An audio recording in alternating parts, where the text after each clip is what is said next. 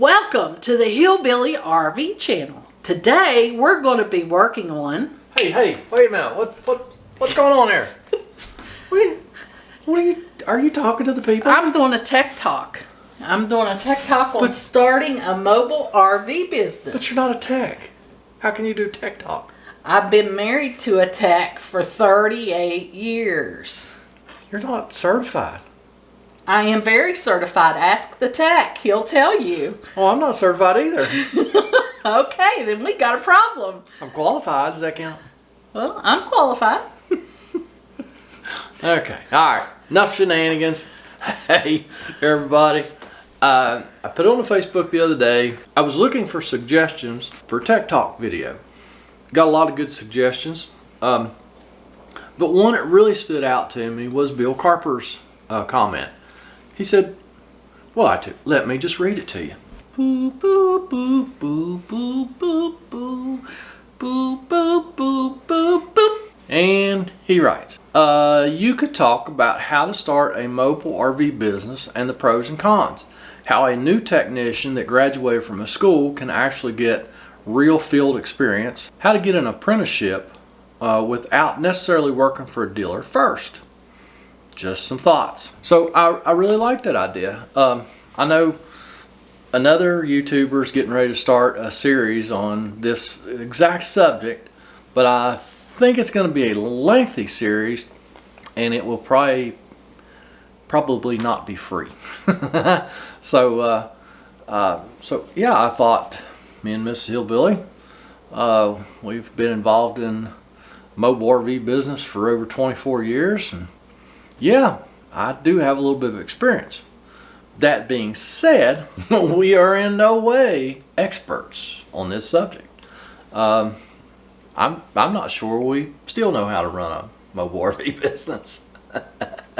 But we've been doing it a long time, and apparently we're doing something right. But yeah, we thought we'd go over some stuff real quick. Maybe it will help somebody out there, or maybe it will let somebody know that, hey, this may not be for me, and they may decide to pursue a different career. There is something that's very important before you even think about starting a mobile RV business.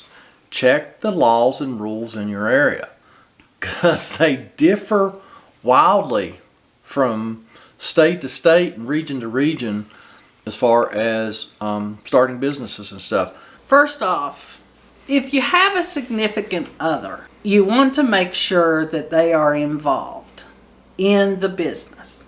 Me being the significant other, I was not fully involved, but when we started this business, the old hillbilly told me, you got to work because we need insurance. So Ms. Hillbilly worked, so we would have insurance, and I'm still working and have been working. Yes, we talked when we first started, and the dream came up, and he started talking about it. We talked about in a year or two after the business was started, I would leave my job because we would be making enough money to support and to do all this big dreams. Well, needless to say, 24 years later, Mrs. Hillbilly is still working, still providing the insurance, and the old hillbilly is working on RVs. No, I don't know a lot. I know enough to know that I'm scared to be on the roof of a camper. I can help him put in awnings and stuff like that, but he knows my fear of heights. So, but if you are young, not married, single, maybe dating a girl or something, and you're serious about this, you want to talk to that significant other and make sure that their dreams align with yours, because if they don't, you probably won't be able to complete what you start, which is your mobile RV service. That was kind of sexist. How do you know that a young lady's not thinking about starting a mobile RV service? I said your significant other. If you're a guy, you might don't include your girlfriend. Oh, well, I did do that. Was I'm sorry. Sexist, wasn't it? Wow. Okay, so guys or girls, if you have a significant other, you do need to talk. Yes, you do. Because girls can work on campers too. Right, ladies? All right. So, One of the questions Bill asked about were some pros and cons of starting your own mobile RV service. So you be a pro and I'll be a con. Okay, I'm pro. Okay. So, first pro, you get to be your own boss. What's the first con? You get to be your own boss. Oh, that's scary. Yeah, it is scary. You have to be a self-motivator to own a business. Not everybody can do that. Not everybody's a self-motivator. So that's a good pro and a good con. The next pro is you get to set your own schedule. What's the next con? Set your own schedule. There again, you have to be a self-motivated person. Now, now I know we've been kind of fooling around, but no, seriously. And the next pro is you're in charge of your own income.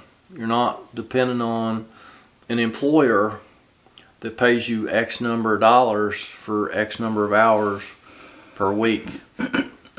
If you want to make more money, work more. It's just so simple as that. And a con to that is you have to work. And when he first started his business, he was 24/7, 365. We had a phone, and if that phone rang at 2 o'clock in the morning, he answered that phone call. He might go out at 2 o'clock in the morning to work on an RV. I know he did for quite a bit. Now, of course, that has changed.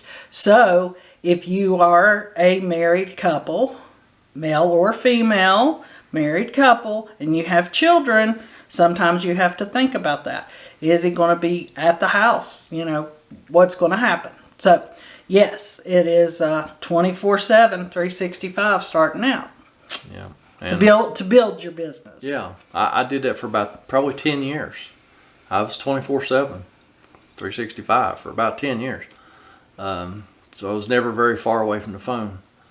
No vacations. Yeah, no vacays. No vacays. I went with the kids by myself to the beach with my sister and her family, or we went and visited family because there were no vacations. Now, as the business progressed, years later, the kids moved out, got married. Then he was able to do vacations in the wintertime, and we would do it with family, and we would go to Disney World or something. So, you know, you have to think about that. But now that's for our region. Yeah. Your region may be different. Well, and that was mainly because I'm a one-man show. So if I'm not working, there's no income. So if I take a vacay, I do it without pay. There is no paid vacation when you're a one-man show. Now, this kind of leads into what would I do differently today than what I did 24 years ago if I could go back and do it over again. I would go bigger. I would, I would have had a building to work out of, so I didn't have to be 100% mobile. I could have people bring stuff to me. I would have hired employees. I would have had a parts department, a retail parts department. Ideally, I would have owned a campground somewhere, and maybe that would have been the location for the RV service as well, the building and the retail outlet and all that. Definitely, had I done that in the beginning, it would have given me a lot more freedom. I know a guy that owns a mobile service, him and his wife, and they go all the time. And it's a fairly new business. He grew it bigger than my business. He has employees, so him and his wife can go and do stuff. And, he's still getting paid because he's got employees back home working. We're kind of not doing pros and cons anymore, but the con of growing your business bigger like that is you just can't control everything. So, if you're a control freak, it ain't gonna be good because you can't be involved in everything and that goes on. If you have employees, you have to trust your employees to do what they're supposed to do, and that can be hard. That probably would be the hardest part for me of doing that. And I was not in that position really until Cameron came along and worked with me for a few years. I could actually, I could let Cameron go work on one part of an RV. I could do something else, and I could trust him to do it and do it right. Of course, I was still there, but so I guess I could have done that, but it was hard, and nobody until Cameron, that I would have trusted like that. So if he doesn't do it, it's not done right. And that's the truth. That's his control freak now. Another thing that I would do differently if I could go back in time and do it, I would find a bookkeeper / accountant or an accountant, someone that I could trust, someone who has the same values as me, the same goals, and work with that person. I've had other people along the way. They did not have the same values and goals in life that I did, and those were mistakes. And now I have a good bookkeeper. You have a good accountant. Big difference. I have a good accountant now, and who keeps my books. She's great, and we get along well, and everything aligns. If you're going to start a business of any kind, find you a good accountant. Also, Bill wanted to know how to get experience without working for an RV dealer. A real world experience, really hands-on. Honestly, I don't think working for a dealership is a bad idea. That's how I got my RV experience. I worked for a dealership for a couple years in the beginning and realized that, hey, I've been doing electrical, construction, plumbing, mechanical work all my life. So I already knew how to work on RVs. I just had to learn how to apply it to RVs, learn some basic stuff about how to diagnose appliances and stuff like that. I mean, the dealership, they sent me to some training, so I had a little bit of formal training. So yeah, I don't think there's a thing wrong with getting your real world experience from a dealership. Who knows? You may work for a dealership and you realize after you work for them for a while, at least you know how not to treat people. And that's all I'm saying about that. And one other thing that we talked about also is going to shows, trade shows, and things like that. I went to a couple of the national shows in Louisville, the RV shows. And the last time I went just for the training classes. Because a lot of these shows have a lot of training classes. Most are free. But what I found out after I drove to Louisville was the fact that you had to sign up for those classes months in advance because they were full. So I didn't get to do a single training class when I went, which was really the only reason I went to Louisville that year. So do your homework. Under the heading of how to get real world experience. I know a lot of people are going to a school down south, and this school is telling them that they are, they go through their classes, and hey, they're ready to go out there and start their own business.